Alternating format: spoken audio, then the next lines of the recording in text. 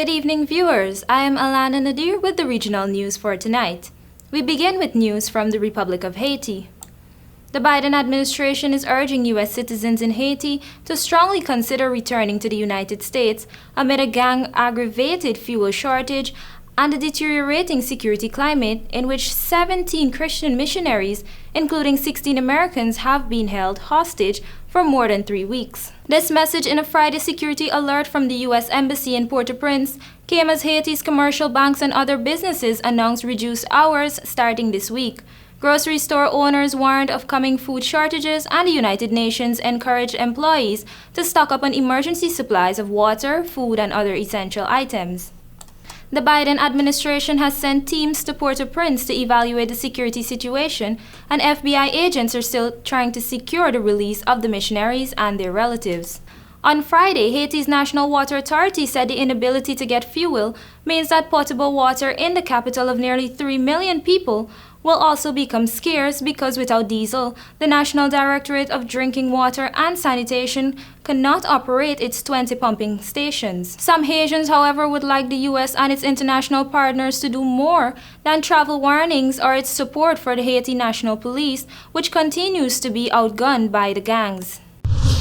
Let's turn to see what's happening in Jamaica. The World Health Organization (WHO) last month flagged Jamaica as one of 2 countries in the region which had imported COVID-19 test kits that were substandard. This was disclosed by Cynthia Lewis-Graham, Director of the Ministry of Health Standard and Regulation Division, in response to a report last Tuesday that 100,000 test kits not approved by the WHO or the United States Food and Drug Administration (FDA) had been imported in breach of Jamaica's Disaster Risk Management Act (DRMA). The Health Ministry Standards and Regulation Division in the entity mandated under the Food and Drug Act to regulate healthcare products that include medical devices through product registration and permit processes. Last week, Health and Wellness Minister Dr. Christopher Tufton explained that when the WHO flagged the kits, the ministry's standard agency contacted the importer and told them to quarantine the items. He also said that the wide-scale testing in the U.S., which is what we tend to be compared against, is a function to some extent of significant subsidies being applied by the state or federal government. And finally, news from the Twin Island Republic of Trinidad and Tobago. A warehouse of detergent and hand sanitizers was destroyed in a fire that threatened to spread to businesses in the Point Lisa's Industries estate on Monday night. At its height, officers from 3 fire departments in the Central and South Divisions battled the blaze in Gemini Inc.'s Caribbean Limited, located at Demerara Drive.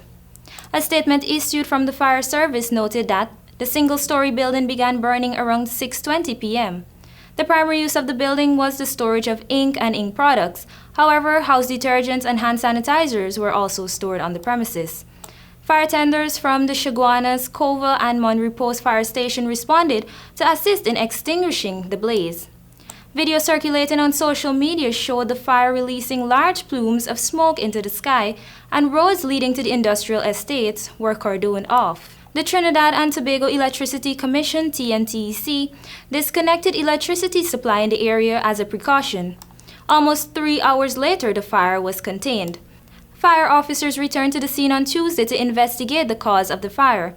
Chief Fire Officer Bristow, Acting Assistant Chief Fire Officer Harper, and Acting Divisional Fire Officer Ramprasad were at the scene to observe the operations.